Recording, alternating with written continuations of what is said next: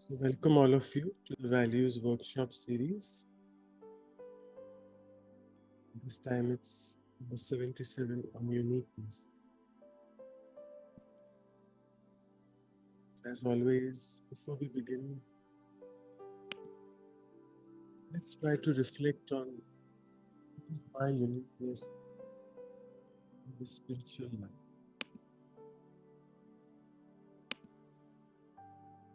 All of us have these unique spiritual qualities which are very unique to each one of us. And we know we are unique individuals. In today's workshop, let's try to explore,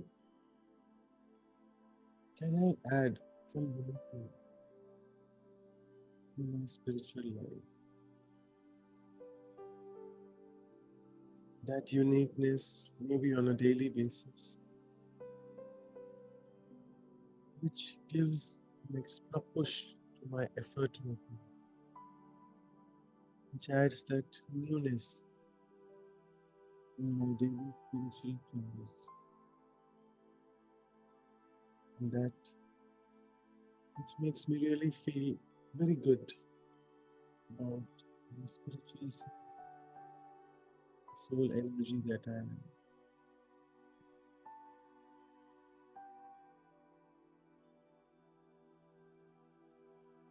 With this, one note, we have quite a few participants now.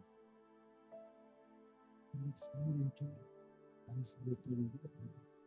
music. Okay. So welcome all of you, and we have entered our fourth year. It's amazing journey. All of us are there on these workshops as well. We have a few candidates or few participants for the workshops rather than for the talks, but that's okay. No complaints.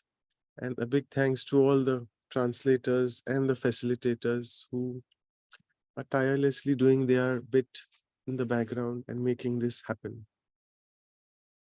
So we are on 77, hope to complete 100 by the next year end. And as always, this video is a very short one, and I would want you all to see it. Don't copy at the end what is written. I'll stop there because there is something written at the end, which I don't want you to be influenced by. Just don't read what that is. Just try to come out with your unique insights. I must say that as well from today's workshop. So let's begin.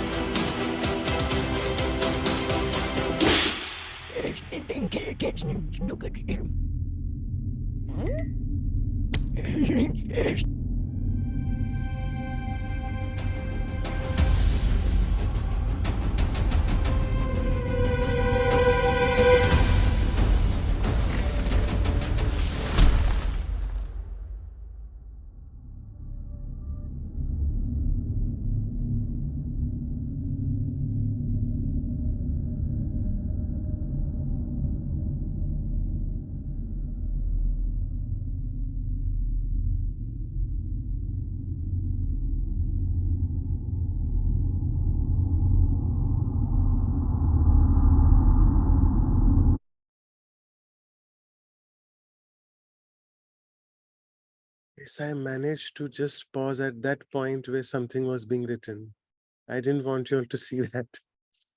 Yes, so I think it's a very informative, unspoken video. If you all want to share your insights related to uniqueness.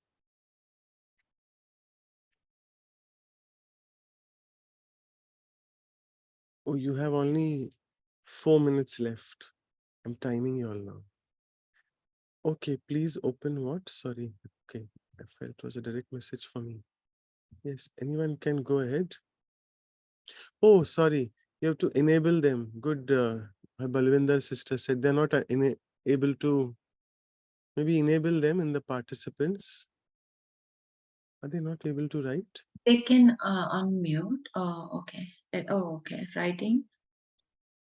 So you all can chat now. I think it will happen. Sorry for that.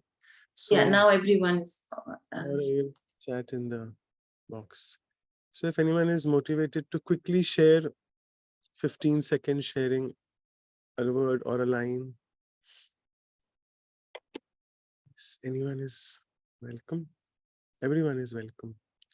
Yes, Balvinder Bhen, bolo. Om Shanti ji and good morning. If you are blossoming, if it happens to you, I won't be able to tolerate. I will strangle you. I'll kill you. My God. Okay. So everyone is unique. Let them blossom. Don't strangulate people, right? Right, bolo Rehna Ben. Yes, go ahead. Okay, so like they say for truth, that there's no need to prove the truth. The truth will reveal itself, and I mean, you don't have to stubbornly try to prove it. Likewise, uniqueness also, you don't have to prove it. It will prove by itself, and you have to be yourself. That's it. That's unique enough. Interesting. Good. So everyone's interpretation is so yeah. So okay. Hello. Yeah, Good go morning. ahead. Good morning, Om Shanti. My feeling is that all of us are born with our own unique qualities and our own uniqueness. And many times we see our children grow up with their own uniqueness, but it's society and people and the various teachings that pull them back and pull them down and destroy that uniqueness, and they want them to conform. So I think that's what happened here in this video. We tried to suppress the uniqueness of others. Yes, absolutely. We try to make people not be unique. We say, no, all should be same. That's what they were trying to do with this flower. Manuel Bhai is saying many people may not like flowers. Maybe you can explain that later, something in detail. Okay, there are quite a few chat box sharings. Devika is saying if you're unique, yeah, that's what we were discussing. People may try to suppress you, but be unique anyway. Yeah. Denny's sister, uniqueness takes courage. No examples to follow means one has to have full faith to continue when others want to bring you down. Yeah, perfect. Yes, so it motivated you all to think. I initially was a bit skeptical whether to put this video, but I think it is a very self-explanatory video. Yes, we have, I think, time for just one more sharing. Time is up, just one last sharing. If anyone wants to in the chat box. Okay. If not, then thank you. And then we'll move on to the next exercise. Thank you. Over to you, Sister Anu. Yeah. Yeah. Thank you, Manoj brother. That was a very unique, I would say, icebreaker video. And yeah, very nicely everybody have got that uniqueness. I think we have to realize ourselves and keep doing our part. So the first exercise that we'll move on to be aware about my own uniqueness. That's what in the talk as well, Meera Didi emphasized, that do I know my own uniqueness? And it's a beautiful quote here: by being yourself, you put something wonderful in the world that was not there before. So no, we shouldn't get influenced by the norms or other people's influences. That's what I felt in the video. So let's start with checking our own uniqueness. So for that, reflect on your life journey so far and jot down a few unique qualities about yourself. The reflection question. So let's look on our life journey and what are your few unique qualities. Have you ever caught it before? If not, this is the time. Let's take 1 minute and purely see yourself and write down a few unique qualities, at least one that we would love to hear after the reflect.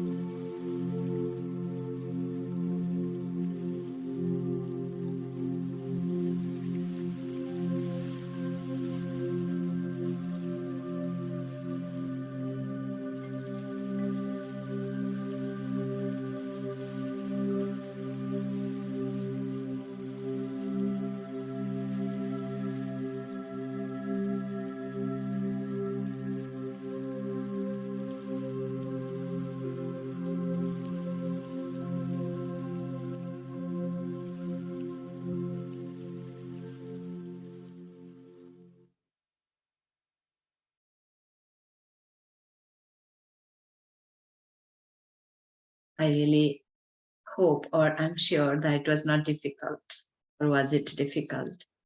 So it would be great if we can share. So anyone would like to share what is your uniqueness that you're putting onto that part of the world? You can unmute and share. Yeah, sure. Michael. So you can unmute. Okay, yes, I can share. Thank you. Okay, no matter the difficulties, the problem, the test, I will never give up, and I like to share whatever I understand and realize. I like to share straight away. I don't keep for myself. Straightforwardness. That's a great quality, and you keep it up. Yes, that's your uniqueness. Thank you so much. Yes. Anyone else would like to share what is your uniqueness? So in Portuguese, it's a humor, somebody shared. So, or it is Michael, brother Michael, who is doing the Oh, podcast. brother Manuel, that is. He's humorous. Sorry, yes, Manuel. Yes, Manuel, bye. How can I forget your name? Sorry. So humor is the uniqueness of brother Manuel, who is always there for translation of Portuguese. And yes, every time you interact with him, yes, it's humor. I experience. And Muriel's sister says easiness, and she is the French translator. Kanchan says focused. Very nice. See, finding out that one uniqueness. So what we'll do is that's what we'll carry today from today on. Be aware, pay attention to it every moment. Dr. Manoj says, I'm personable, but simple and easy. Maybe you can explain more. I don't know. I'm personable. Yeah, I knew it would come to me. Yeah, so it's a very unique value. And I actually got this card somewhere in one of the programs. We get blessing cards. So it was written, you are a personable. And I tried to find out what it is. And I feel like that because I've developed that as well. So it is the ability to take personal responsibility. That's beautiful. Beautiful. That's a So new we'll word. talk on that sometime later. Okay, thanks. And let me not steal the show. Others can share. So able to take personal responsibility. That's beautiful, but simple and easy. Harbhajan says humble. Yes. Anyone? Yeah, so if I may, so I think I like to, give respect to others. It's been there since with me since childhood. So I don't know. I had this inborn with me. Of course, I had my elders to teach me. But whether the person in front of me belongs to the lowest strata of society, or anybody for that matter, I've always given respect to everybody, and for that, I have, I think that has been a very, very strong character point of mine. That's really very beautiful. So, unconditional respect for everyone, like non-judgmental, no matter who it is. That's a really powerful, beautiful, unique virtue. So, thank you so much, Gaurav, for sharing that. Anybody else would like to share? What's your uniqueness? That's so beautiful. Everybody got one. See, we have got narrowed down to that one quality that we think is me, my personality, and that's really powerful to carry. Anybody would like to share, please? Do you want to read? There are many in the chat box. It's Sure. loaded. Roddy says dignity, Yes, Om self-respect. Shanti, I have clean and clear heart. Sarjit says a clean and clear heart. Julia says open-mindedness, understanding. Rena sister says personable means, having a pleasing personality or appearance. Thank you, Rena. Balvinder says giving birth and raising two beautiful kids in such a way become good citizen and world benefactors. We can say sustaining, loving quality. That's beautiful, Balvinder. Seelan brother says gentleness. Gulden says analytical thinking. So as long as it is positive, not negative, or not overthinking. So we need analysis of every situation quickly to get to the right understanding. So yeah, so that we can do the right action. Golden says analytical thinking. So Balvinder, able to love, respect, forgive my enemies. Well, enemies are strong words, I think. So like Gaurav says, no matter who it is, there is respect and love that flows unconditionally from me. Yeah. Shruti says loving and accepting. Subhash says a thoughtfulness. Linda says beautiful. So beautiful. I don't know. She's commenting for somebody. And Rodi says again, resilience. Denise says, I think I have mercy and understanding for souls who may not have mercy for. So yeah, it's so good to reflect and catch all this, right? What is that? Is your uniqueness that through which you act. Balvinder again says, empower, uplift my enemies, sending loveful blessings. Marina, who records our French sessions, says joyful, resilience, simple. Anil says quiet and accepting. Devika says trying to see the silver lining in every situation, seeing qualities in everyone with love. My goodness, it's such a spontaneous flow, beautiful sharings. Anybody who hasn't put in the chat and would like to share? It's a lot of flooding of the your sharings, beautiful sharings, and we'll be sharing that with our review materials afterwards. Anybody would like to speak? Gita has put one as well in the chat. Right. Gita. Yeah, I saw that. I was keeping it for later. Okay, so Gita Gupta says self-discipline, self-discovery, who can help others to learn to discover themselves. They discover their hidden gems. So self-discipline and self-discovery, who can help others for self-discovery. Their uniqueness, that's powerful. We have few more minutes, 1 or 2 minutes, 1 or 2 sharings, if anybody likes. I must say it's a unique workshop because people like Dr. Gaurav Agarwal and all these, they're on their video and they're sharing. Good. Thank you, Gaurav bhai. And I think people are really getting a chance to come out with their unique abilities, which I think in the other workshops they haven't done, right? Do you agree, both of you? Because there are many sharings. I just got this. Sorry, I'm taking time. Please allow me to do that. So I'm squeezing in the time of the exercise. I know that. I just got a thought that we'll continue with the workshops after 100 episodes as well. We have forgotten to do the power workshops, all those 8 powers which we have. So we'll do it once a month later. But I hope you all like to do on the powers because it's important. The uniqueness of Dr. Manoj, rather, that excitement. So And he makes it happen in and the physical. celestial degrees also, the celestial arts, which we have, the 16 arts. We'll do that from Sister Judy Johnson's book and Jagdish Bhai's book. So we'll see, we'll work out something. So we'll keep continuing once a month workshops, if not episodes. I think people enjoy more workshops. Yeah. Go ahead. Yeah.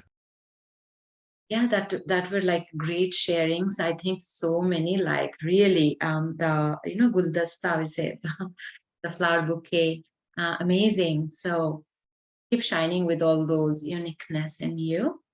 I'll just still give 1 minute. Anybody would like to share in the chat or unmute and speak. If not, we'll go check the flower bouquet, the unique qualities. So I think Deepak, with the sharings, yeah, Deepak. so Deepak Bhai is behind the scene, incognito. He's there in every workshop, and he. Deepak Bhai, we want you to share your unique quality today, please. If you can, just speak out. Don't show your video. Yeah, Deepak Bhai, what is your unique quality? Om Shanti. I don't know what is my unique quality, but if anybody says something, I will not say no. I think that is one Anji. unique quality. Okay, not saying no. It's being gentle, caring, cooperating. Thank you. So see, beautiful qualities here. So a straightforwardness, humor, very straightforward, one-liner we could catch for about ourselves is amazing. So humor, I like to share the best I can, easiness, focused, self-discipline, self-discovery, and helping others for their self-discovery. Personable, that is taking personal responsibility, having a pleasing personality or appearance, but simple and easy. Dignity, self-respect, the mother quality, that's what Balwinder shared, that raising kids to become a good citizen and world benefactors. Gentleness, analytical thinking, open-mindedness, understanding, able to love, respect, forgive whoever are not nice to me, empower, uplift my enemies, or whoever are not nice to me. I would put it very gentle with that. Sending loveful blessings, loving and accepting, resilience, mercy, understanding, accepting, joyful, resilience. That has come a few times, accepting, resilience, gentleness, personable, a new word we learned. Beautiful. We are not saying if you are down, I think, but no problem. Please look out for the review material that we'll send in the email. And whoever have not given your email ID, please you can give us, so that will add you to our email list, and then you can receive the review materials after workshop. Thank you, everyone. Let's move on to the next. So hand it over to Rich brother. Yes. Thank you so much, all of you. And Deepak Bhai, I was thinking about the tireless serve, and then you immediately said you never say no. So there you are. So we've seen Deepak Bhai's unique quality is he always is ever ready. He's there with us whenever we ask for him, and usually he's always around. Right. So let's begin this meditative exercise now. I'll share the music as well. So again, as always, let's sit back.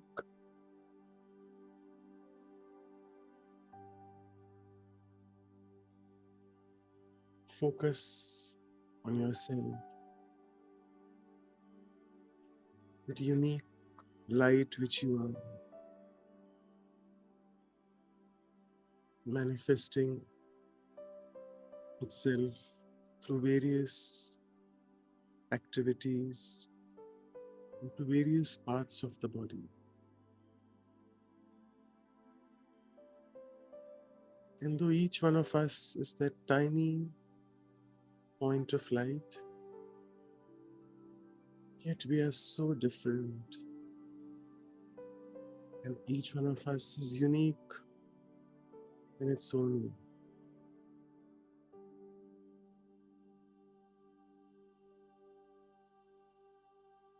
It's really the wonder of nature that all of us are so very unique.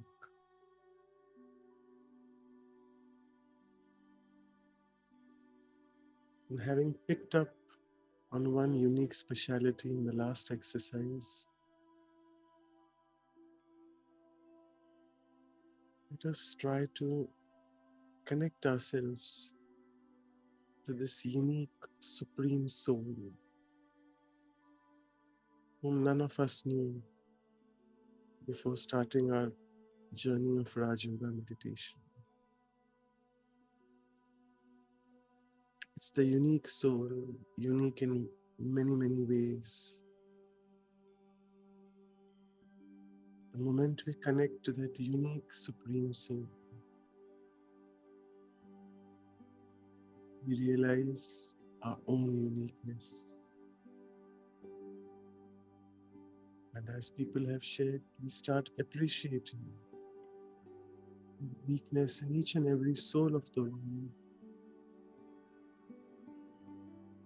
each and every creature in this universe, each and every aspect of nature, flowers, the sun, the moon, etc., so on and so forth. Each flower with blooming petals is so unique. Mother Nature, all of you can see, even on the screen, you can see a few lotus flowers. The patterns of the petals is so unique for each one.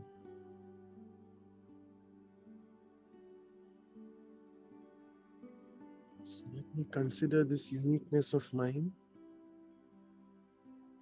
to be a blessing for me.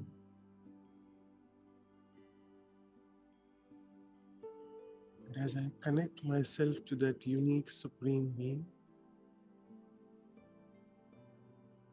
let me be very careful and surrender this speciality towards the Supreme Being. Because I don't know, suddenly I may go into this ego consciousness that I am unique. I am unique.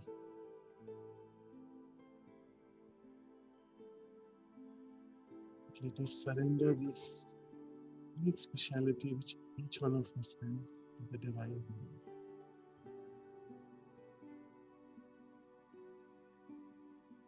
Moving forward, let me decide now for the next activity in the action planning.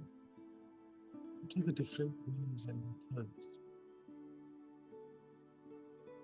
which can help me to enhance my uniqueness?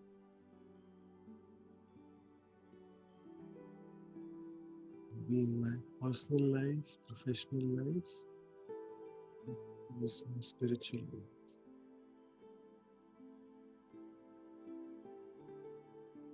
Having connected with the Supreme Being, can get all the power and the energy to be as unique as each one of us is. I also get the power to know what I can do, enhance my uniqueness.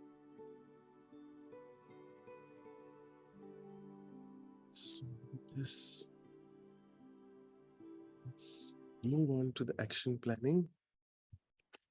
And over to Sister Shruti. All yours. Thanks. Thank you, Manoj Bhai. So in this next part of the workshop, what we will do is, like Manoj Bhai also talked about, we will start getting into some actual tangible planning for ourselves.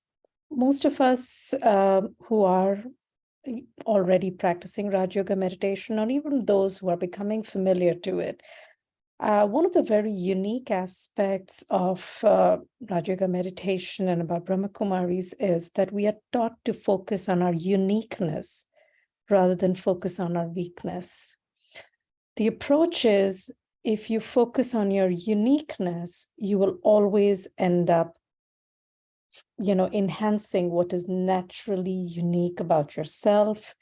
And you end up playing the game of life more on your front foot rather than on your back foot. Focusing on your weakness is not really the approach. That's, what we've always been taught in so many other areas.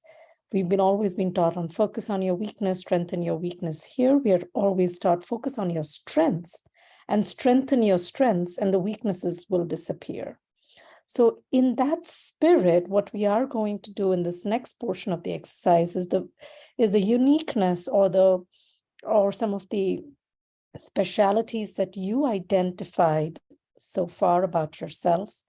Focus a little bit on how you can practically, what are some of the methods by which you can make that quality, the subtle quality, come alive? How can you make it more practical in various aspects of your life?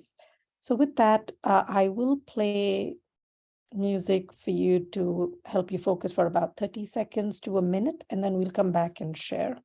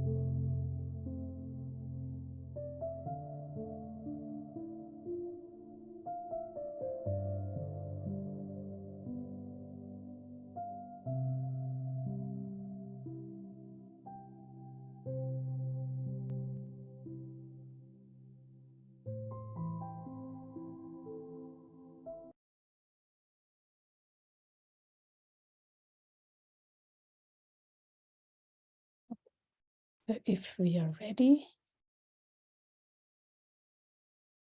unmute and share.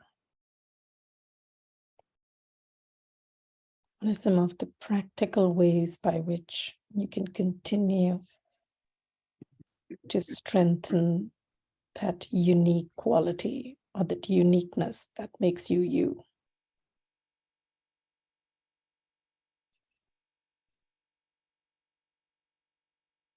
Om Shanti. मेरा नाम Okay. I am Sarjit. I am cared. I am working in a senior home. And one day, like I am very compassionate. One day, it is my professional. I am not allowed to go out of the range to help a person. But one day one doesn't have no money, and she want to go to the hospital, but she do not have money. So I asked one of my friend if she give ride, and I and she gave ride, and she dropped the hospital and also take back to the hospital. So I help her, that resident. So it's so she feels so happy and she gives so much blessing.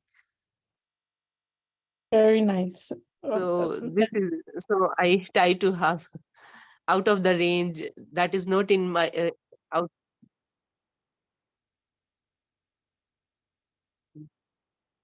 Yeah, thank Yeah, you. Sarabjit, your voice is going in and out, but I think we got the essence of what you were saying, that you went out of your way to help somebody, and that's how you continue to put that compassion into a practical way in your daily life. That's a beautiful story. So really coming up with these resourceful ways of making that come alive. Very nice. Thank you for getting us started. Anybody else? Yes, I just want to add that Yeah. very often we're not aware of our uniqueness. It becomes natural because we're naturally behaving in a certain way or talking in a certain way. I think that we need to be more alert and aware of our uniqueness and bring that more real and practical in our lives at all times, because we're not aware of it really. We just we practice this and without being aware, but we need to be to bring more alert and make awareness of our uniqueness. Very nice. Awareness and alertness. And certainly, and you just skimmed it very quickly, but even about how we talk, I think that's another thing to really bring that into a practical form. That awareness and alertness are very nice. Yes, Sister Rena, you had your hand up. Yeah, like I said in the beginning, you don't have to prove it. It will automatically show. So from my responses in many workshop and classes and all, people have told me that I am a deep thinker. I never thought about it. I'm a deep thinker or anything. They say I'm a deep thinker. Even once Nirvai Bhayaji, when I met him backstage in one of the conferences, he personally came to me and said, बहन जी जब भी मैं आपको देखता हूँ ना आप कुछ ना कुछ सोच विचार में रहते हैं ऐसे क्यों even he noticed. Okay, so being a deep thinker, okay, the drawback is you don't get to be a lot of a spontaneous or dynamic kind of thing. So I would like to keep a balance between being a deep thinker and being spontaneous, because at times we need both. So that is my uniqueness, I believe, because people tell me.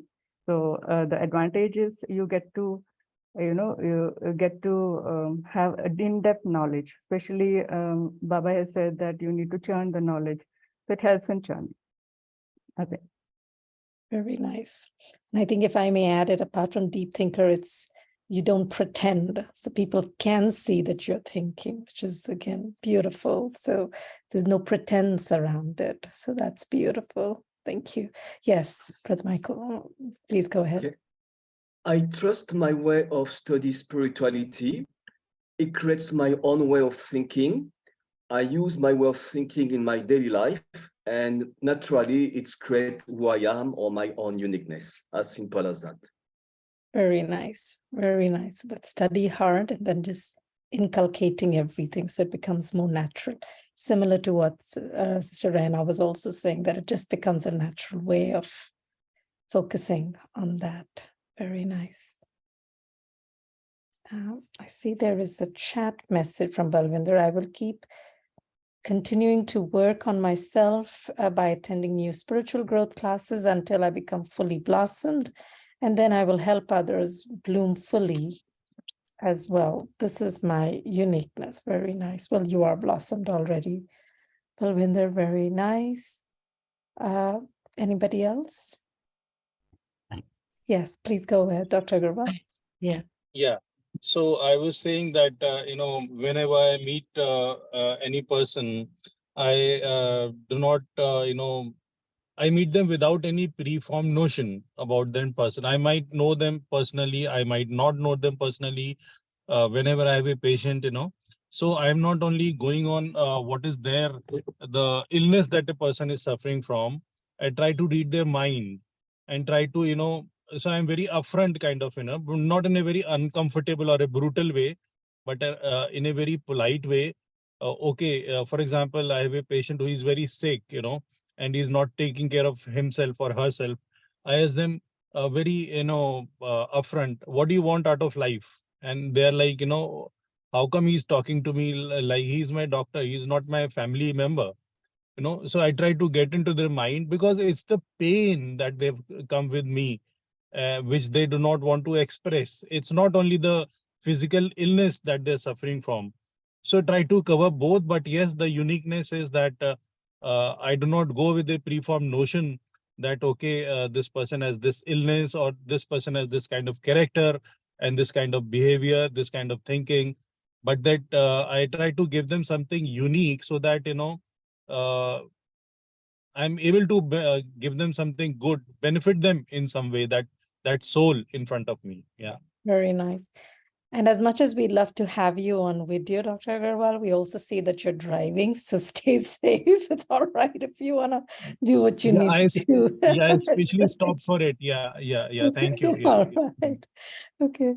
And I see Sister Denise, you want to go ahead, please?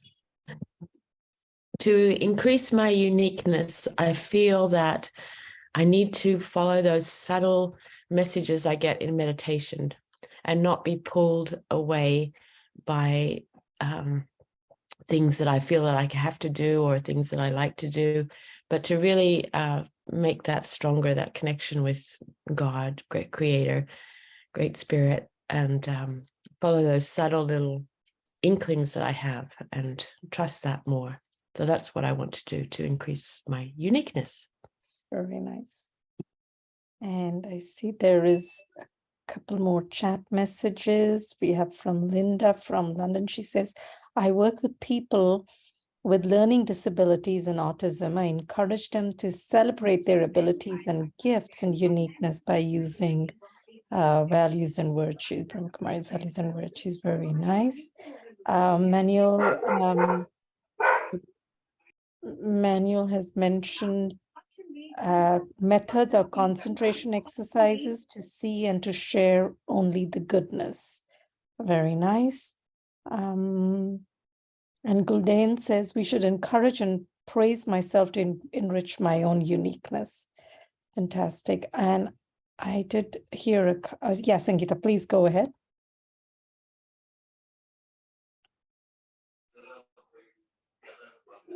Om Shanti. What I have observed with myself when I was not in Gyan, so I used to get influenced with the people and the situation very easily. But after I started learning Gyan, that learning, the journey itself made me unique. I mean, now I don't get influenced by the people or the situation. I stay with the right side, with the right and the required side. Am I audible? Yes. Very much so. So the strength I have got after that, which makes me unique, which I feel, is that I'm able to stay on the right side always, whatever the repercussions after that.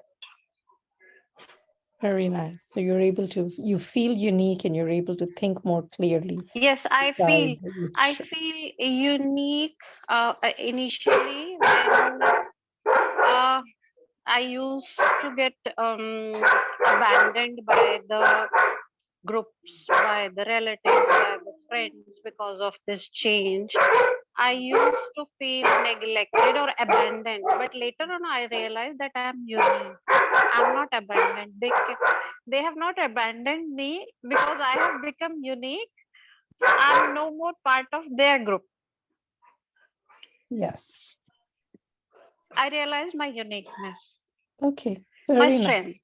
Very nice. Very nice. It's very nice. I think we are almost at time.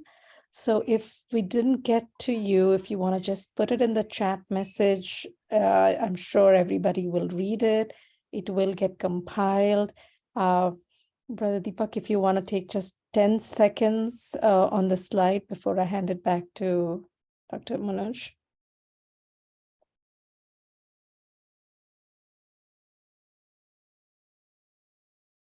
Okay, so again, I won't take the time to read, but I think a lot of, we already heard everyone. There is plenty over here. And like I said, all of this will be sent to you if your emails are with us. So I think with that, over to you, Manoj Bhai.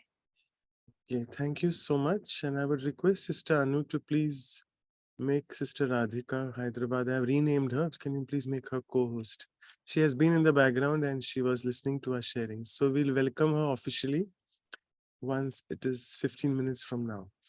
Okay, so and before I begin the sharing screen, if I can request the ones who are new to the workshops, if you can please share your email addresses and your WhatsApp numbers so we can make you a part of these workshop series as well, and also send you all the materials as we are saying again and again. Okay, so we were very fortunate to have Brother Nirvair. Sister Rehna also spoke about him. He normally doesn't do a lot of TV shows and online Zoom meets, but we were very fortunate to get some recording for this episode, and we are very fortunate to have that. And we went ahead with the conversation of Dr. Pratap and Sister Meera. So both of them, it was a nice chain of events. They started saying that each one of us should recognize the uniqueness within the self. Because we are important people in the world. We are VIPs, very important person. Sometimes we must also say VVIP. And this is the way to increase your self-esteem and your self-respect. Obviously not your ego, I mean.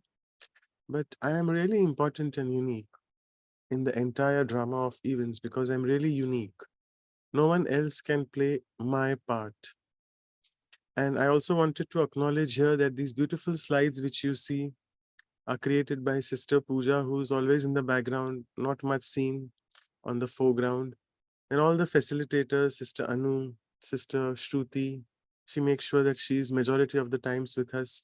All the facilitators and the translators as well in the background, they are working tirelessly with us. So I think each one of us is so unique, and that is what makes any program, for that matter, a big success. Deepak Bhai, for example, also, he's there. If he doesn't do his part, we would be lost. Oh, where to write everything. So there you are. Everyone has got this unique role to play. And no two people can play the same role. Mind well, let's stop copying people, because sometimes we really sort of get entangled that, oh, I like this person, let me be like him or her. Not really needed to do that because each of one of us is so unique. And Didi mentioned here also, Meera Didi, that once we start giving, makes us very strong. And when we really give peace and strength, not only merely giving physical things, but when we give these, what we call guno ka daan, the donation of virtues, then really we become ourselves very virtuous to that extent. And we also become more and more strong. And since we had this last weekend, Saturday, the Diwali auspicious episode, so she mentioned that let's take inspiration from this festival to become such unique lights of the Supreme Being, that we in turn, after having ignited our own inner light, ignite the lights of many others and make this world a better place to live. And it reminds me of the Global Cooperation for a Better World, the program which was conducted a few years ago, and of which Meera Didi was also one of the ambassadors. Then they went on to speak about a few seniors of the organization, like one of our seniors is Dadi Gulzar, and she's very fond to all the senior sisters in the organization.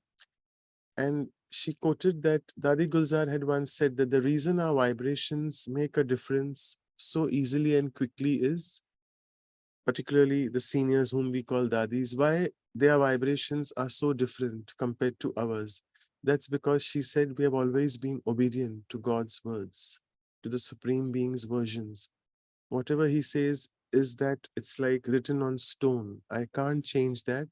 Obviously, I shouldn't even think of doing that. But I just have to be obedient to what the Supreme Version, the Supreme Being is telling me in the versions. So this is what we call Agya Karita. We have had a workshop on this in the past. Because God himself is nurturing us. He's the one who's getting things done through us. And therefore, this consciousness of I doing things really needs to fizzle out, because it's really, and it's the truth. I am not doing it. He's getting it done through me. He means the Supreme Being, I mean him. So this consciousness, which is the ego consciousness, needs to be replaced by the consciousness of being an instrument. And that can happen the more and more I practice soul consciousness. Also, bestowing knowledge, which we call Gyan Data, is a very good way to help people to know their uniqueness and receive blessings from them. Always speak from the heart. That's what she mentioned. And let's try to always, on this Raja Yoga journey, which we are speaking constantly, transcend beyond the physical realms. We are really stuck many times in the physical stuff, all things related to the body and body consciousness. So once we start practicing this unique soul consciousness principle, which is so unique about the Brahma Kumaris taught here, specifically in the Raja Yoga meditation, we really go on to a very different dimension and things become very easy. And then, as Sister Shruti was mentioning, we really try to identify and work upon and strengthen our uniqueness, which all of us have within us. We need to have beautiful role models. Here, I think it was Pratap Bhai, Dr. Mehra, he mentioned about Dadi Janki, one of our previous administrative heads, that she used to say these words Om Shanti thrice. And it is not just for the sake of saying, it signifies something. So the first Om Shanti was, who am I? I immediately go into my soul conscious state. Second is, whom do I belong to? And that's the second step, moving from soul consciousness to God consciousness. And third is important, what really have I to do? I mean, what is my purpose of existence in life? Particularly after having realized that I am this unique soul. And that's what they mentioned. They also mentioned a word about Vasudev Kutumbakam, which is like the entire world is one big family. And as I was telling you that even this small Zoom meeting of a workshop needs every bit and every effort from each one of us. And I must say, I forgot to acknowledge the participants. Sorry for that. Because unless you are there as a participant, participating in the workshop, it's not complete. So each one of us is so unique and contributing to that. So let's try to develop this consciousness of Vasudev Kutumbakam, which is Vasudha is the earth and Kutumb is your family. So the entire beings on the earth, particularly the human beings, we are a one big family. So looking at Dadi Janki and also Dadi Gulzar, what stories they shared before, they said that we really have a lot to learn from these seniors in our organization. And the foundation is spirituality. And when we say spirituality, we have this beautiful concept in Brahma Kumaris. In Hindi, we say Shubh Bhavna, Shubh Kamna. English, it's translated as good wishes and pure feelings. And once I start realizing that I am this unique entity, each one else also is so unique in their own way. And then I'll start looking at the uniqueness in them as well. And then automatically, good wishes exude from me. And I have these very pure, beautiful feelings for all the people around. And these feelings are so strong that criticism, defamation, all these are really, they take a seat back. I can't even think of comparison, competition, or criticism as well when I start leading a life on the foundation of spirituality, because spirituality is the one which is invoking my uniqueness, because each one of us is like a sparkling diamond. That's what we say, that we are all maniya, chamakti maniya, sparkling diamonds sitting in the center of the forehead. And the more and more I am in this soul conscious state, I get connected to the God consciousness state as well, connected to God. And then this remembrance gives me more and more strength to be able to lead a life on my uniqueness or on my unique abilities. And I'll end with these three quotes. The first quote is Meera Didi. She mentioned that uniqueness and authenticity go hand in hand. When you don't need to pretend, you can be just who you are. Because we really are living in a world which is full of pretense. I'm sure all of you know that. So let's just try to be ourselves and be comfortable in our skin. and enjoy the uniqueness of the self and others as well, not trying to copy others and pretend to be like others.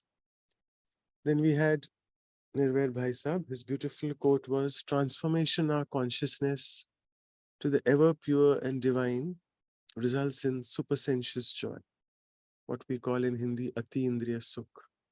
And today's blessing in today's class in the morning was also about being happy, Khushnuma, enjoying your life, because you're really that fortunate soul who has got this experience of yourself being able to realize that I am the soul and getting connected to the Supreme Soul. And Bhai Sahib said, own this experience, own it and experience it. The experience of supersensuous joy. And lastly, Dr. Pratap said that when we regain our self-respect and dignity, it makes us unique beings. So it reminds me of what Gaurav Bhai was sharing about respecting people. And usually who can respect someone else is the person who can respect the self. It all starts from there. And that's my uniqueness in one way. When I respect myself, it's because I'm respecting my unique abilities. Yes, so there you are. I'll just stop sharing the screen. And we have our very powerful, unique guest with us. I hope if you can just spotlight her, please. Yeah, thanks. I still can't see her. Okay. So before I go to her, as always, yes, thank you, Sister Radhika. Before I give it to you, hang on. I'll just introduce you. You're not new to our audience. You're coming for the second time, so thanks so much. And this was your pre-planned talk, so a big thanks for that. And I'll introduce again, and as always, a poem. So Sister Radhika has dedicated her life to BKs for almost last 26 to 30 years now. And all of you know, she's a MA in psychology, master's in psychology. So I mean, a perfect facilitator, I must say. And I think the unique style of Sister Radhika is she really has a lot of stories and a lot of humor in her talks, which make it so simple and so easy to digest even a tough topic. I don't know whether uniqueness is tough. We'll see what she will be sharing. But she has this ability because she knows the mind. She's a doctor of the mind. She's a psychologist. And she has conducted many talks. She's instrumental in publishing 2 books for the business and industry wing of the Brahma Kumaris. And presently, she coordinates the services of Brahma Kumaris at the Nagarjuna Hills Center in Hyderabad. And she's extensively traveled. And she's also one of the corporate trainers and corporate speakers. She is an invited speaker for many organizations. To name a few, I must say Apollo Hospitals, the Bharat Petroleum, Z News, many of them, military headquarters, so on and so forth. And as always, a poem before we begin. So the poem on uniqueness and Sister Radhika is, Sister Radhika has a personality which is indeed so unique. That's because she's got a spiritually strong physique. Through her meditation, she has developed this technique, which enables us to be a Raj Rishi and a yogi mystique. By inculcating all the virtues in our spiritual boutique, so that even we become a showpiece that is indeed an antique. Hope all of us can become that. You know, Maya puts us challenges in life which strike us very oblique from different directions, making us feel dejected, depressed, low, and weak. Though the opportunities to win seem very bleak, but with the Supreme's connection, which is indeed very sleek, I find myself rising from the ground, going towards the peak, and creating for myself the conscious future as a bright streak. So with this, I welcome Sister Radhika. Thank you so much for your time, and it's all yours. Thank you so much, Manoj Bhai, for inviting me. And that's a lovely poem. So each time I've come, the last time I've come, it's a very beautiful poem. And there's another poem today. Thank you so much. I was listening for the past, I think, half an hour. And a beautiful journey. Each one has put in a lot of thoughts. for the presentation. They have covered every facet of uniqueness from different angles. Very well thought. So when you put in a thought into something, I was just mentioning to the sister next to me, and I was just telling her that how much dedication it takes for someone to be able to hold this online classes continuously, diligently, regularly, without fail, and to always have some matter to discuss about, and to, keep everyone interested and gravitate towards this. So that is uniqueness in itself, that you think different. So you need to give something different always.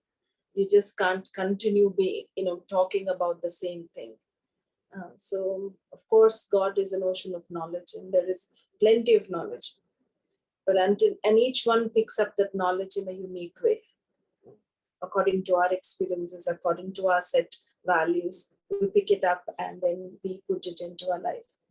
So you all work on this particular project, such dedication, with those qualities of humility, because you want to learn and continuously have this input of knowledge and share knowledge and listen to others and their experiences. I remember quite a few years ago, and then repeatedly when I meet some youngsters and maybe newlyweds come and meet me, and I've heard them always say this sentence: I'm different and I can't be like others. Well, in the discussion that you were mentioning, you all were talking about, was exactly the same thing. Of course, we are all unique. We have our own set values and experiences, background, and as a soul, we had our own journey, unique journey. And then there are these qualities and specialities which are given by God. And so we are different. And as a role that we play is very different. And it can't be compared to anybody, any soul. But the thing is, when we speak it by saying, I can't be, I don't want to be like anybody, or I can't be, I am different. But there are two ways of seeing uniqueness. One is with an arrogance, where you say, I'm different, I'm not like others. In the sense, I don't want to be like anybody. That is, I don't want to learn from anybody, and I'd like to be the way I am. Usually when we say this sentence, it could be with arrogance, a different attitude.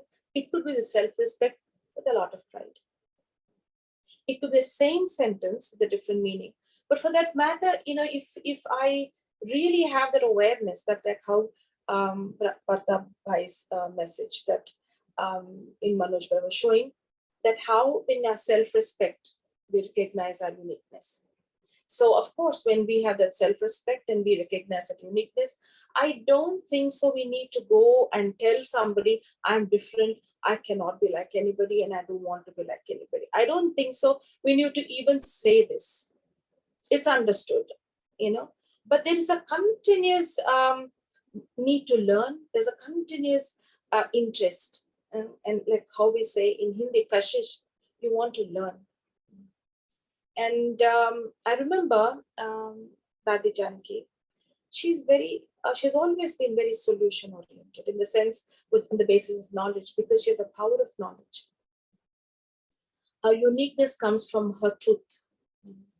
And Dadi has been always sharing about how important it is to be clean and truthful and honest. And and for purity being the foundation.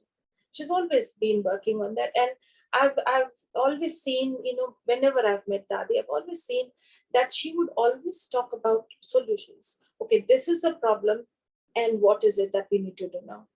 How do we go about it?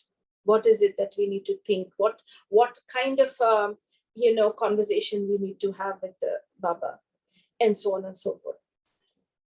But then I have when she turned 100, And there was this conversation going on where Dadi mentioned, there was just a small group of people sitting in the front. And I remember Dadi saying that, I've come to learn a lot now from Dadi Gulzar. At the age of 100, with so much experience and so much of bringing benefit to so many souls and being so powerful and so unique. And Dadi is known for self-respect. Dadi said, whenever there are problems and issues that I go and discuss with Dadi Gulzar, and Dadi Gulzar has a very, very pleasant nod selected. So Dadi Janki Kishore, she does like this. I'm understanding that silence is a solution for all the problems. And I'm learning that I don't have to do anything about it. I just have to accept it, just like Dadi Gulzar does. So when you're unique, you automatically, like how Manoj Bhai was mentioning, Gunagrahi Drishti, you are automatically drawing and taking these virtues from others. You're continuously learning. So I just can't say, I can't be like others, I'm the way I am. I am the way I am. And because I'm the way I am, I understand I am this because of all that is around me. Yes, and all that God has given me. And whatever I am is something that I need to contribute out there. Uniqueness is when I'm contributing. I'm bringing benefit. I just can't say, a lot of youngsters tell me, I need my space, I need my time, I need, this is me, my time, me time. Of course, we require that time for ourselves, to nurture ourselves, to harness our qualities and everything. Of course, we need our time. But everything that we have actually grows and start working for me when I start contributing, start giving. In every situation, I can be unique. Then what is the uniqueness that I contribute in every step of my life? That's very important. There is a couple have been coming to me. It's 2 months. Young couple, married for 2 years. And this girl has a habit, like, she, since her college days, she's been like that, where something upsets her, she stops talking to that person. It could be a parent, it could be a friend, and now her husband. She doesn't tell what went wrong. She doesn't share about it, but she completely shuts off, like in the sense that she builds a wall around her. And she's able to communicate and talk to everybody else except the husband. So husband knows and he feels it and he's disturbed. Said, how long? But the thing is, this not talking goes on into months. And that's the difficult part, because he has to come back home and see that she's not available mentally. And in the sense that if he's wanting to have a conversation, she just doesn't respond. She walks away. So to do things together becomes difficult, to make decisions become difficult. So he's going through a lot of trauma. So for about 8 months, he went through it and he said, no, I can't do this anymore. So he said, I need solutions for this problem. I can't live in the same house with you. I really can't. Because every time I see you, it pains me. So he said, I have found a solution. Now, a situation like that, we come across people who say, no, I want separation. I want to just move on. I want to, maybe look for divorce. Probably, I can just snap at you and have an argument and say something nasty to you and then finish it. Or I'll go and ask a third party or, somebody else to come and intervene, have an intervention where, they could talk to both of them. These are the normal things that people do. It's common things, which are quite easy and quite comfortable for a lot of people to do. He did something unique. He put across a decision, a thought to his wife. He said, because I can't live in the same house with you. I just can't. It's beyond me now. So I have come to a conclusion. I'm going to make a decision. I've decided to go and live in your house with your parents. And you live with my parents. Let's see how it works out for some time. Because I don't want to go and stay somewhere where, people don't talk good about you. I would want someone to keep on telling me all the unique aspects about it. Someone telling me that she's really good, she means good. I want someone to feed me. Yeah? And you stay with my parents, of course, because my parents will tell you something good about me, so that we don't break this relationship. To do something different shows that I'm using my uniqueness. I just can't sit back and say I'm unique and I am different in this world. And I am, I have these qualities that I have, and abundant of resources and treasures that I have makes me very different. And that's wonderful. But unless it is not utilized and used and benefited by others, it's very easy to, just fall back to being very ordinary, very common. So to be able to think different, speak different, do something different on the basis of these specialities and qualities, and sustain this uniqueness. We came into this world being unique with one set of qualities. We came with those qualities. But the thing is, it's important that we sustain it. And Baba gives that kind of strength to sustain these qualities. And he's able to do that only till we are able to use it and bring it into life. Because when they say I don't want to be like others, there's something right. I don't want to be like others. Like somebody is shouting, somebody is screaming, somebody is using their emotions to put across their feeling, put across what they want to say. But I want to do it differently. Differently in the sense it has to be the right way. Right way is the most beautiful way. So how do I put myself across that I make a difference for others? My uniqueness should be so purposeful that it can create a ripple and it can go touch hearts. That how we can see, like how you mentioned in those presentations and all, how dadis have made those changes, that impact that they would have. I remember there was this time when Dadi Prakashmani was the administrative head till 2007, till she left the body. And so she was just visiting one of the places in Mount Abu. And in those days, this is way back in the 90s, I think, and it was very difficult to make sandwiches, or rather grilled sandwiches. So we used to get in India, I don't know how to explain that, but it's like a little, tool where you put the bread and everything and then put it on the stove and keep on turning it around. It's quite a lot of work for one sandwich, right? So, anybody coming from in foreign countries, they would prefer a little sandwich for the way, when they're traveling long distances, they would prefer sandwiches. So they had to make a lot of sandwiches, quite a lot. And so somebody from Sweden, I think, he saw the plight they're going through in making these sandwiches for so many people.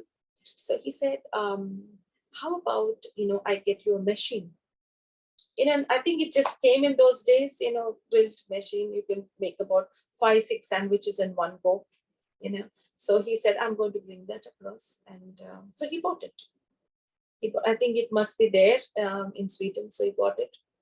And it was quite a wonderful thing for this brother whose responsibility was to make sandwiches. It became much easier for him. And he was making.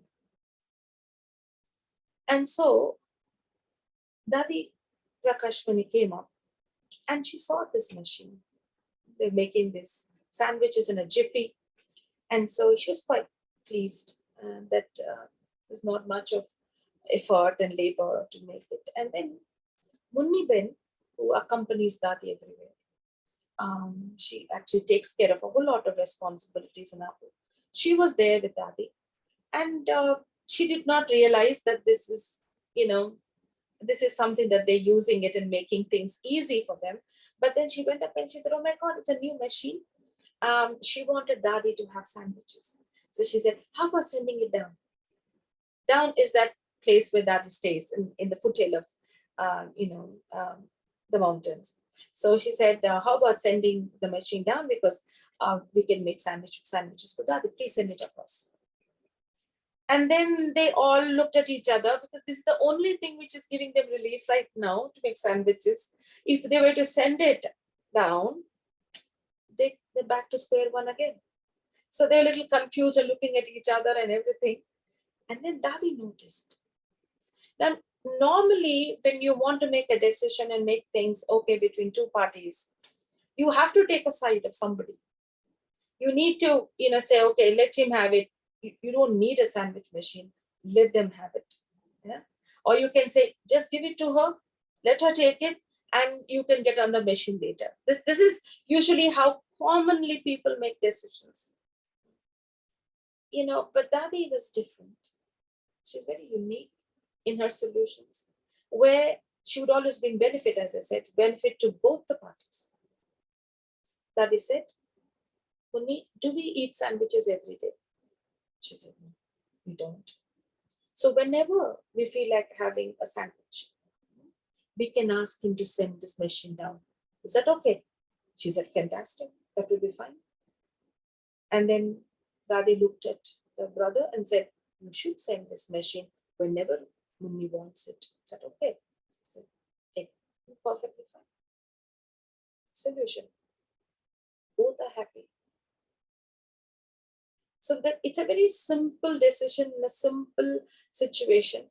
But the thing is, unless you do not have that awareness that you're a giver, you are the one who can bring benefit. You are the one that people would look up to. In Hindi, we say badappan. I don't know what you say in English, but badappan is like being mature, the maturity that I know I'm not like everybody else. I'm like, if I'm an actor, I'm on the stage. There's nothing else I have to do but to focus on my act. The more I am aware of my act and aware of what I'm doing, I'm not bothered about others' scripts, others' dialogues. I'm more focused on what is it that I need to speak, how I should speak, and when I should not speak at all. What I should think and what I shouldn't think. So my uniqueness is all about how much I'm able to contribute. I remember in one of the points of knowledge said, the more you use your speciality, your uniqueness, the more you use it, the more it grows. The more you're able to earn multi-million times fortune, you're able to earn it. So this is a tool, speciality, the qualities, they've been with the soul through the whole journey. And this is the time when we are able to bring it out and use it to the maximum level. How do I make things different with the same, the sentence that we have, apna got to nasha chade. Like, if we grind our own ingredients, then we get intoxicated. So how do I take knowledge and make it unique for myself? How do I have this connection with God and make it special for myself? That I know that I'm having this special relationship with God, a very unique relationship with God, a unique understanding, because the way I understand knowledge will be so different from what others understand it. Each one understands it, but so differently. So how do I process this information, this knowledge, and bring it to life? I happened to have this CEO of a company, and he was talking, and he said, we think so like a father as head of the organization. I think like any father and any CEO would do. I would just think like that. But I decided to think different. I don't want to be like any other fathers, any other CEOs. I want to be different. So I asked him, what did you do? He said, when his son came back from, he went to one of the prestigious universities to study abroad. And when he comes back, he's 24, and he comes back, and then there's a board meeting with all the board members and very senior who have put in more than 30 or 40 decades of 4 decades of work into the company, and they're very well respected and looked up to. So he comes in, and then he sits there and he says, I don't respect experience. I don't respect how many years you put into the company. I don't respect any of that. I only respect those who can bring something new to the table. I would want people to do something new for the company. Don't talk about your experience and don't talk about your years. For a 24-year-old to say that to about 30 odd experienced, seasoned, people who are there, was little, what you call difficult for the father to swallow. He was a little taken aback, usually that's what happens. And he, as a father, he could take him aside and give him a piece of his mind and tell him, this is wrong. You can't talk like that. We've built this company for the past 40 years. You can't come and talk nonsense. But then he thought differently. He said, no, I don't want to be, I have every right to go and give him a piece of my mind and shout at him and tell him what he should do and how he should behave. But then he said, I want to be different. So he went up to him and he said, I really appreciate what you said. That's wonderful. That we have to bring something new to the table. And that's exactly what this company needs, something new on the table. So he just turned, the whole direction towards his son. And he said, I think that's what all of them sitting there, 30 odd of them, are expecting you to do. Bring something new to the table. And I think that's when they can all really respect you.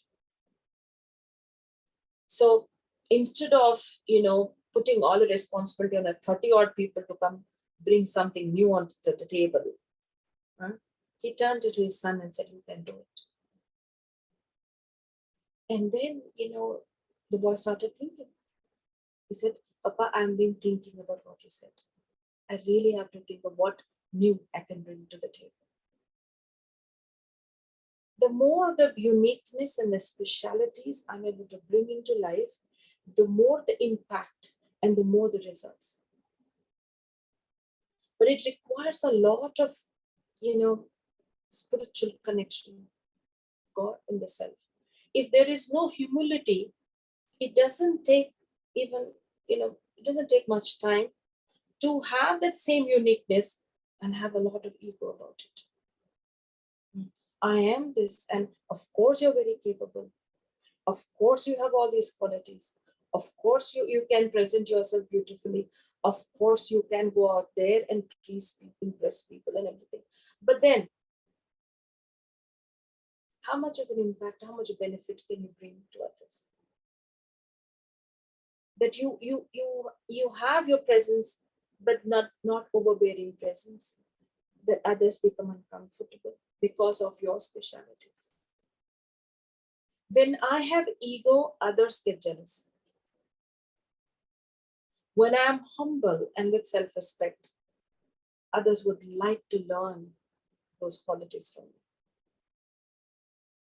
So uniqueness is not just about just qualities, but uniqueness in decisions also.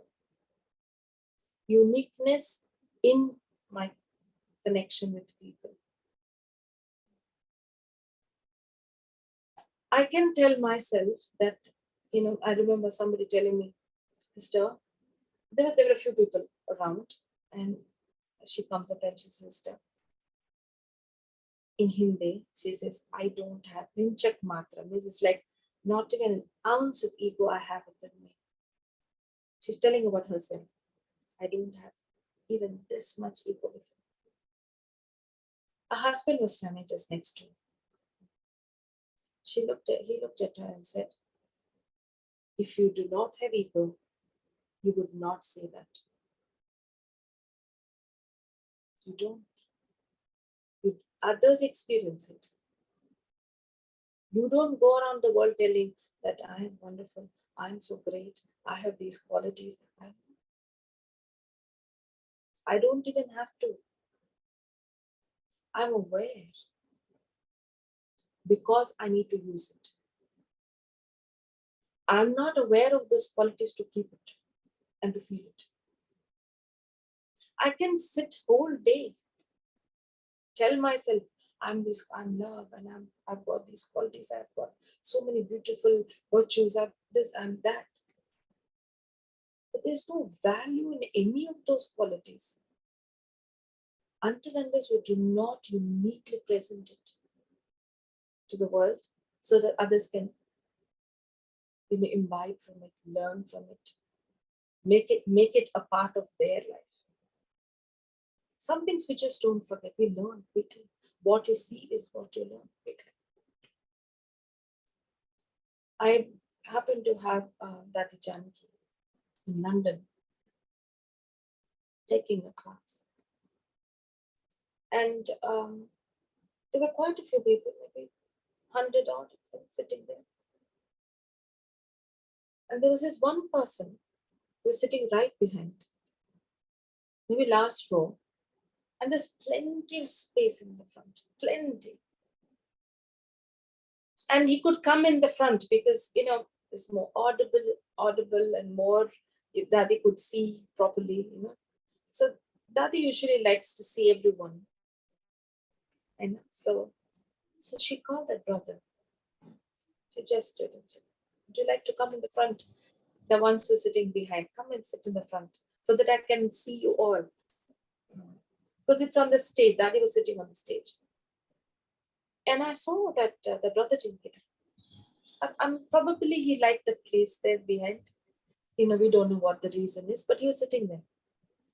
And Dadi mentioned again when some new people walked in and sat behind, Dadi again said, would you like to come in the front and sit so that I can see you all?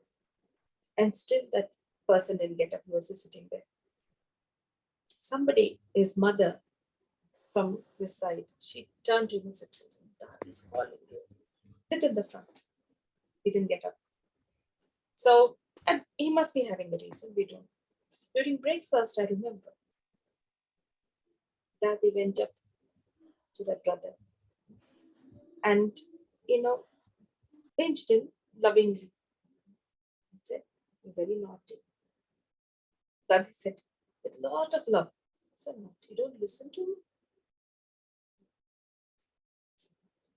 One thing is to reprimand, like bring him aside and tell him that this is not right. Why would you do that when I'm telling you to come and sit in the front? You can. Or what made you not come in the front? Something like that. When you're an authority figure, you can't say anything, and that's all. Brother, he just smiled and kept quiet. But everyone around said, I wish we would have been sitting in the back there. We should have not got up and, just like him sitting there. Probably Daddy would have come and given us love. So everybody laughed there. Because Dadi's way of communicating and connecting is so unique. Someone who can be that disrespectful, someone who can, just not care for what she's saying, even though they are in that environment where she is an authority figure. She gave love. So that is the moment where you have to use love, not authority. I'm an authority over my own qualities, authority over what I'm thinking, authority over what I should be speaking, But when it comes to others, I'm loveful and I'm humble. I think must have been 2015 or something. We were doing these programs for I think it was HP. I don't remember. It was for the petroleum company. And so HPCL, I remember it was HPCL in Mumbai. And we happened to have this program where it was going to be a conference call. They were going to be people from all over India. They were going to log in and we were supposed to speak on some topic, very simple topic, positive thinking, something like that. So myself and sister Deepa, we both were there. And we just had to speak there and then take a few questions. And we didn't expect the CEO to join in. So he just walked in and he said, I need this information. And so I'm going to be a part of this. And so he sat through the whole program. He heard us through. And he was very attentive. He was listening through the whole thing. After all that, we don't expect most of the companies where we've been to, they come, of course, they come and greet, or we go to their office and greet them and wish them and then we leave. Rarely somebody actually walks with us. So he came all the way to the, to the elevator and we thought, okay, he's going to say bye-bye here. No, he got into the lift and he said, okay, he's going to get off his floor. Some floor he must be there, his office. So we came to the ground floor and he walked out. He walked all the way till our car. It was parked somewhere in the parking area and we had to go searching for that car, but he followed us all through there. And then because he's walking with us, the whole entourage, his whole people, his whole team were walking with him too, all the way to that. And we kept on telling, brother, please, you can go back. We'll find a car, please. He came till the car. We got into the car. He closed the door. The thing is, greatness in this particular time is your humility. Greatness is not just in your position as a CEO, but the greatness is in humility. And I'm mentioning him because of his uniqueness. Because he was so different in that environment. So different from all the people whom we've met. And it was natural. Your uniqueness is your purpose. And your uniqueness is natural. It comes out so naturally that you don't even have to, think, oh my God, he has to do so much. It's a part of him and he will do it for everybody in a jiffy. Dadi Prakash, when he was traveling in those days in train to Abu, back in the 60s or 70s, much before Brahma Baba left the body, so before 69. Dadi used to be in Mumbai, Dadi Prakash. So she used to travel. So Chandruben, who is no more now, but Chandruben used to take care of San Francisco Center in US. She was 15 at that time. And she was traveling with Dadiji in the train. And it's sometimes, we don't get reservation. And so we need to just sit and travel all through. It seems Chandruben did not have a reservation. So, and she has to sit through the whole journey then. Dadi had reservation. But what Dadi did was she made her sleep on her berth. She said, you sleep, no problem. And as a 15-year-old, she's not aware that, how would Dadi sleep, where she was not aware. She slept. And when she woke up in the morning, Dadi was sitting on right in between two berths. There's a small little sack of flour, that they were taking. Sack of rice must be they're taking to Abu. She's sitting on it all through the night. Yeah. But she said it was not just about she's sitting on that particular sack of rice. No, that was not it. The expression on her face, that is the most natural and normal thing to do is to sit on that sack. That was the expression on her face. Natural. To be able to contribute, natural. To give love, natural. She can never forget that. Your uniqueness is something that others can never forget it. Because when you contribute it, it has that kind of an effect. Because you're bringing benefit. Automatically, people feel it. Automatically, people feel that the soul wants to bring benefit. Naturally, is able to contribute that. Time and time again, I've seen people with their uniqueness, with their qualities.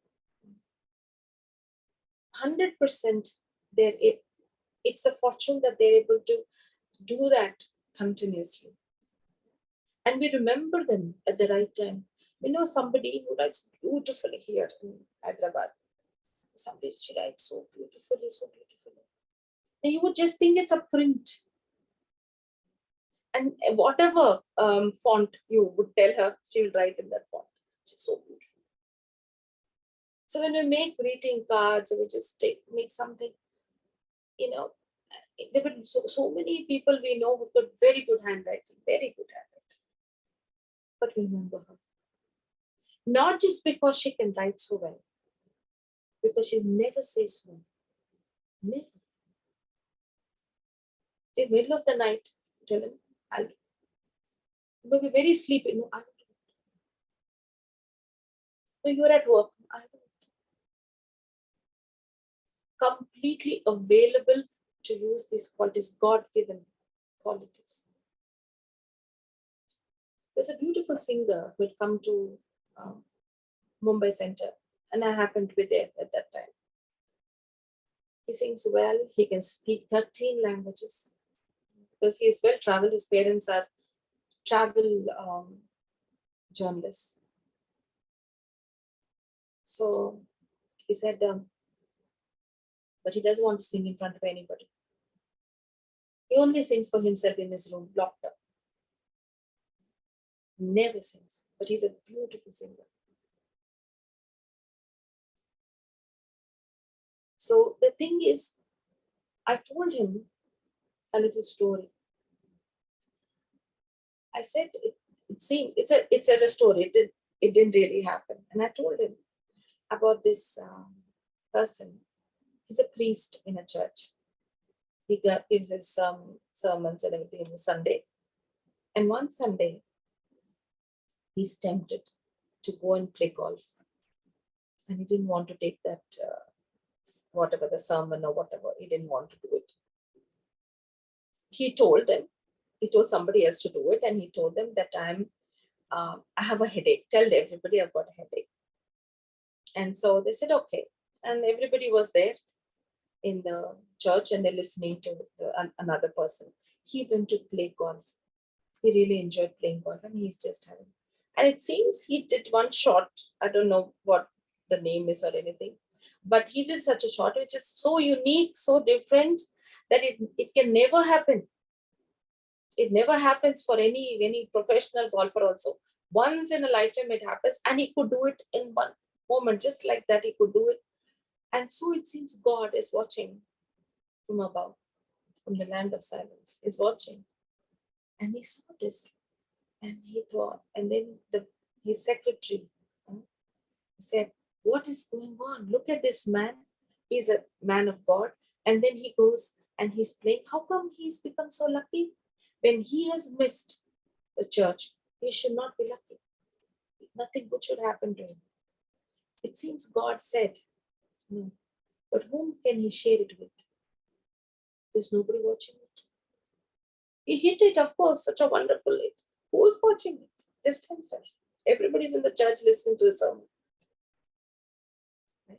So I said, whatever talent you have, qualities, man, if you are able to give happiness to others through that, there's blessings. There's a lot of good wishes. Every quality, every virtue, just one of the brothers had just put a message about how from our qualities, virtues, original qualities, this uniqueness comes. yes, in our journey, all through, it's always one quality which is very predominant.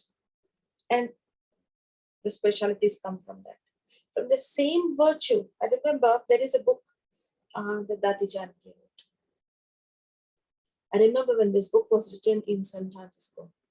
I think so. This was Sister Sharona and Mario. They both were writing. I remember many, many days they had worked on this book. And there's a phrase in that book I can never forget.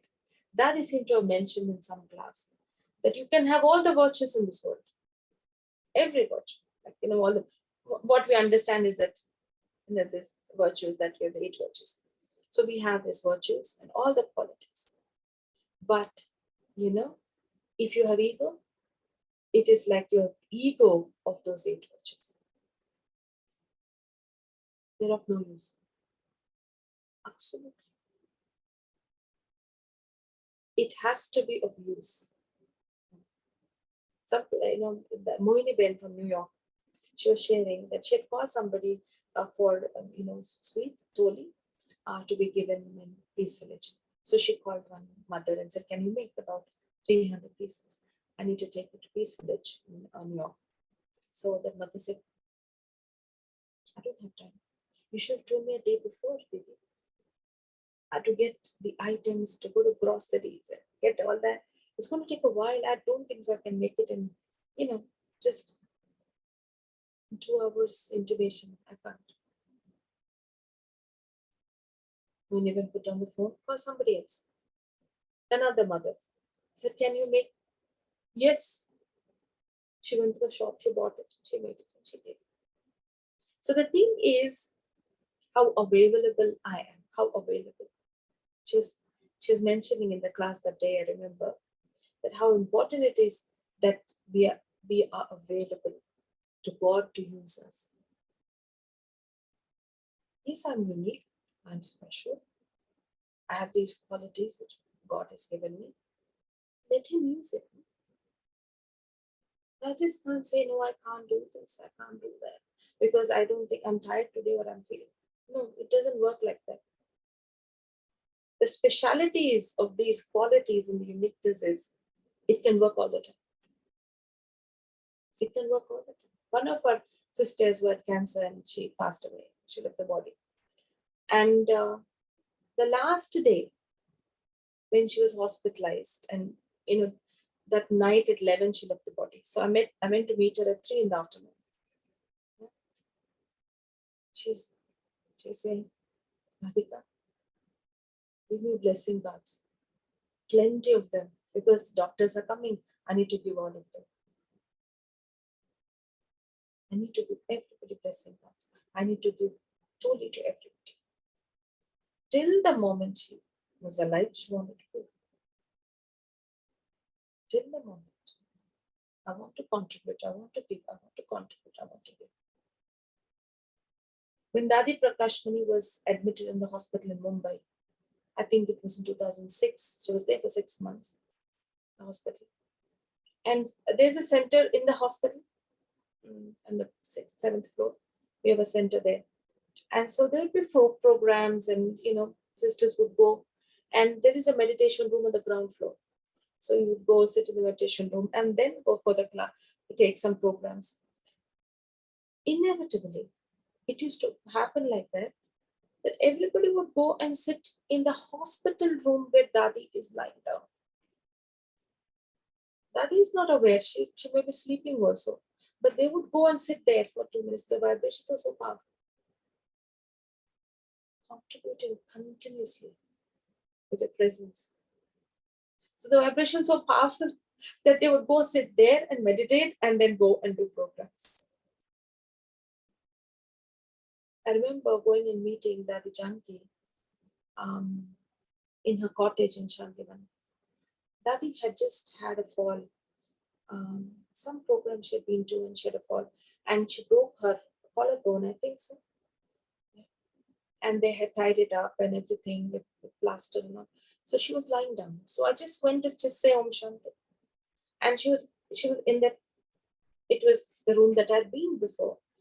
But when I went in there, I felt this is a meditation. charged, completely charged. And in 1 second, Dadi looked at me and I looked at Dadi, and Dadi said Om Shanti and I said Om Shanti. And that 1 second, I could become so conscious. What you practice is what you contribute. What you imbibe is what you give. You cannot just be, I'm not an island, we can never be islands. To be sick, to be not well and not contribute anything and to just take rest is very common. Everybody does that. Uniqueness is to know that I need to use my speciality continuously, all the time. And the pride and the self-respect which you understand. I remember that somebody, Dadi Janki, asking me, you understand with whom you're sitting? Do you understand? She asked me. We were in the flight somewhere. Do you know with whom you're sitting? Dadi had such self-respect.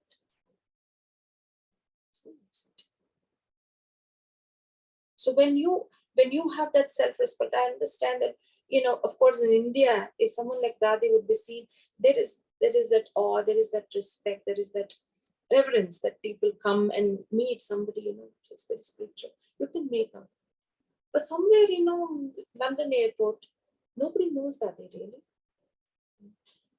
And they are these English people coming in, bringing their children, and they said, they want to greet you. I said, what do you know about Brahma Kumaris? Nothing really. We've never heard about Brahma Kumaris. Nothing. But we would want our children to meet this lady. And I'm just looking at them. They would come and they would make the children shake hands with us. You carry your presence wherever you're. Your uniqueness is your presence. Somebody was telling me, she's going through chemo. And she said, myself and a few sisters were there. They said, you stay back. I said, chemo is going to take a little time and then we'll come back again. No, sister, can you be here for some time? So you want us to be here? Yes. I said, okay, we'll sit. No problem. But why is it that you want us to sit? We didn't ask, but then she told us that, you're just sitting there, you both sit there, I get courage. I thought, I don't know what is in our presence. But God wants to work through us. How much strength we have, what we have, He knows He will do through you. Uniqueness is to allow God to work through you. Always. So I said, no, we just have to sit. The only thing we have to do, the most unique thing to do in that hospital room is to sit. And to remember Him and let Him work. Let Him work. Uniqueness is to allow Him to work through me. Every time, whenever I have to do a program or go somewhere for, to speak to somebody, anything, this is one sentence I always tell you. Whatever you want to do through me, do it. However you want to do it, do it. Because I don't know what I have, you know everything. And you are the one who's going to use me. The more I surrender, the more my specialities are of some use to the world. We can have a few minutes of silence and remind ourselves of the uniqueness and the qualities that we have. But at the same time, it's the heartfelt thanks to God that we are of some use to Him. That He's able to use us so that He can show others the path to happiness. This opportunity, this fortune is something that we should be very, very proud of. That God worked through me. And how He will use me is very unique. It will not be the same way that how He uses another person. It will be different. And just before we go into meditation, I don't know if I mentioned, I always mention this little story. That is real story. There used to be one brother called Brian. he used to take these SML programs, self-managing leadership programs, for many years. And he was also a strategic management expert. So he was very close to Dadi Janki in London, and he used to, Dadi continues to call. He was an Australian, and Dadi used to call him down to London to give these programs. He used to do it for the Brahma Kumaris also, for the ones who are students of Brahma Kumaris also. And so once I think family from France and some other European countries were coming down, and so Dadi told him to come. And that he told Dadi, I can't, because he has a Fortune 500 some company in Australia. He has to do a strategic planning for them and present it on that one Monday. And he said, I can't. I have to present myself, do the presentation for them. And Jayanti Ben called immediately later, you can't say no to Dadi. Who's telling you to come? It is Dadi. So you can't say no. So he sat down in meditation and started talking to God. And he said, what am I supposed to do? So he felt God telling him, you do my work and I'll do yours. So he traveled to London. He was there for a couple of days, did whatever he had to do, the service that he had to do, used his specialties there, everything. He thought in the flight back, he's going to work on his computer and make this planning. But he was so tired, he slept through. By the time he reached Australia, he was very tired and nothing prepared. Then he told God, you told me, right, that you will do my work. Now you have to do, this is the time to do. He goes to that company, he's standing there in front of everyone, not prepared with anything. And the first thing that comes out of his mouth is that, can you all jot down? I'll give you some time to jot down. What is it that you think you've not contributed yet? You think you can, but you've not contributed. And what is the reason that you did not? And they all spent about 20-25 minutes jotting down, thinking and writing about it. And they said, by the end of it, they said, this is the best strategic planning we ever had. When we do something, I think this is my uniqueness, my qualities, and I use it, it could be good. People might say it is very nice. But when God works through you, when He does your work through you, it becomes the best. That's exactly what happened to him. And He said, let Him do your work. Let Him work through you. Sit back. I'll give you a few thoughts.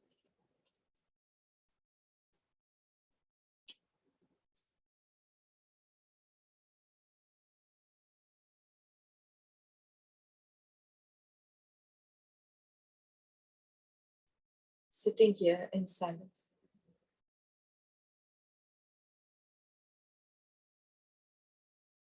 I talk to myself gently.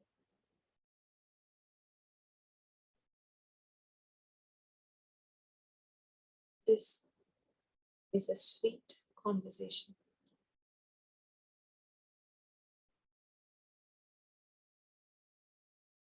Reminding myself of who I truly am.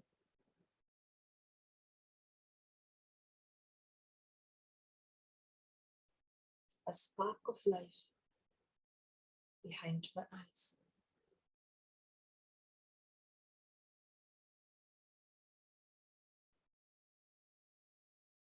Loveful, peaceful, and pure.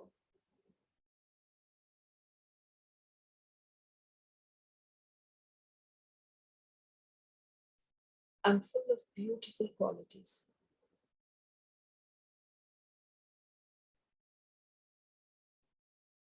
Which comes out naturally. For that is who I truly am.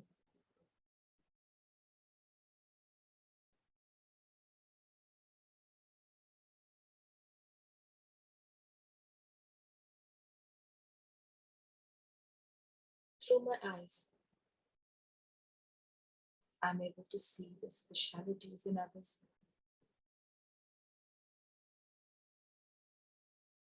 And through my ears, I only grasp that which is right and useful.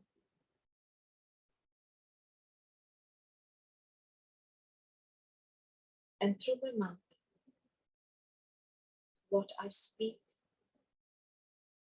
becomes a blessing for others.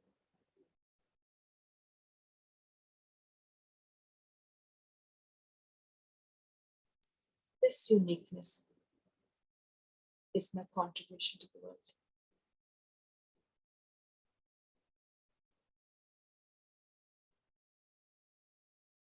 Beyond the world and beyond the universe, in the land of light, is my Father, my spiritual eternal parent.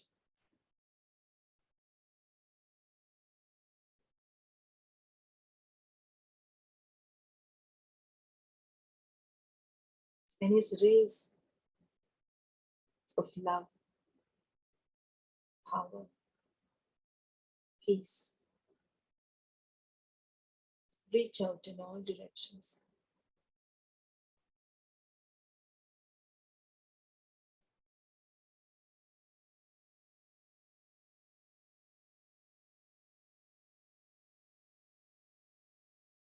He's working through me in a very unique way. And he has a plan for me.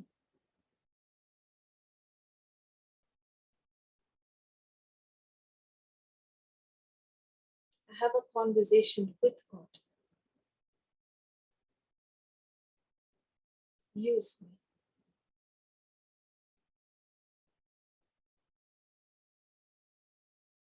Whatever qualities, whatever opportunities you want to give, I surrender my intellect to you.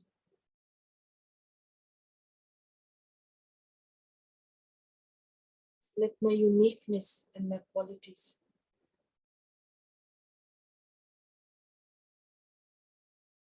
bring benefit to the souls that I interact with. And from my heart, only good wishes and pure feelings emerge as I it across.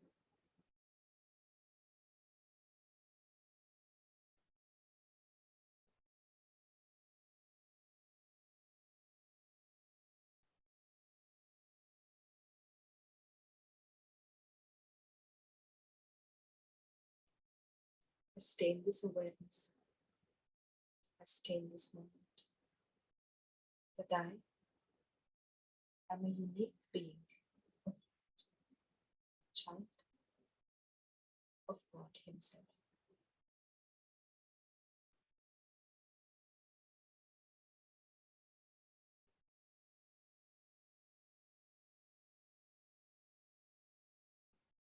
Om Shanti.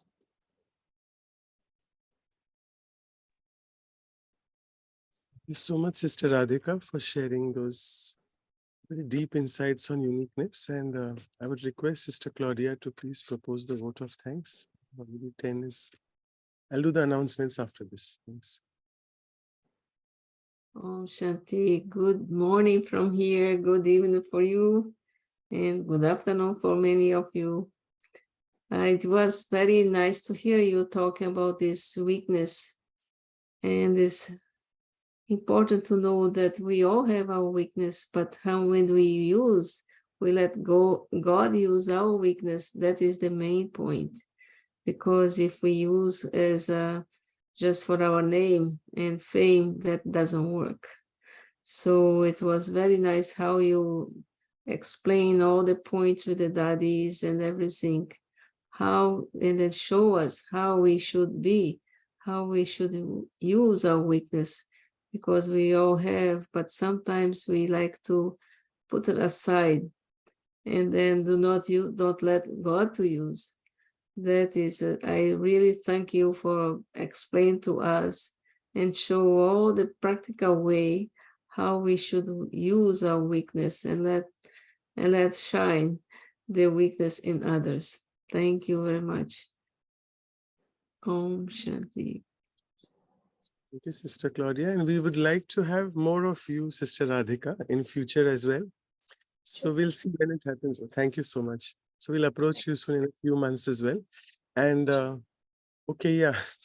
Let me just quickly do the announcements, and we'll just take a little bit of more of your time because we need to have a group photograph. So we'll do that after this, and I'll just share the screen here.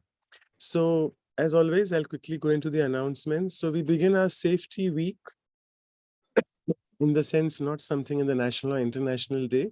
It's the safety week in our values series where we are covering the next value on safety. And we'll be having with us Sister Maureen Goodman. All of you know her very well. She has been with us many times here. She's the program director in the UK for the Brahma Kumaris. And also all of you know that she's one of our authors of the leading Vihasa book, The Values in Healthcare. So she'll be speaking on safety. And the next workshop also is on safety. And this time we have with us Sister Shireen from US, Florida. She'll be with us, joining us for the first time. And just a small announcement here that in order to suit the time well to India, because we are finishing by 10 p.m., which is quite late actually, according to the spiritual BK principles which we follow. So we'll be starting our workshop 2 weeks from now, 7:45 p.m., so that we can end by 9:45. So that small change, if you can please note down. Obviously, we'll be sending it in the future in flyers as well. So accordingly, it's a little bit early for the west coast of US and Canada, 6:15 a.m. And also we have the safety retreat, the silence retreat on safety immediately after the workshop. We have postponed it for some reasons to the first week of the month. That's Sunday, rather than doing it at the last weekend of any month. So that's on safety as well again. I'll just stop sharing this, and we'll just quickly ask Sister Anu to please take the photographs. If all of you can open your video cameras, it will be helpful. Yeah, I'm on the gallery, so everybody can switch on. And then since we had the meditation, so we'll go in silence, and take 1 or 2 minutes drishti from Sister Radhika and then leave. So all of you, please hook on to drishti for 1 minute after the photos. Got the photos, so. So if you can just spotlight her again, and we'll just take some drishti from her. Just a couple of minutes.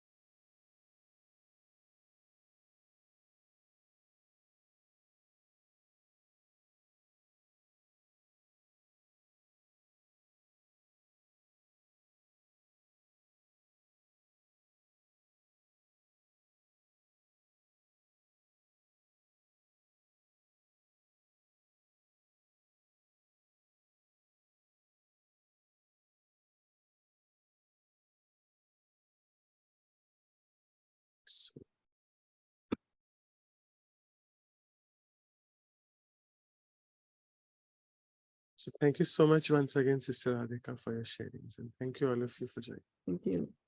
See you again soon. Thank you, Sister.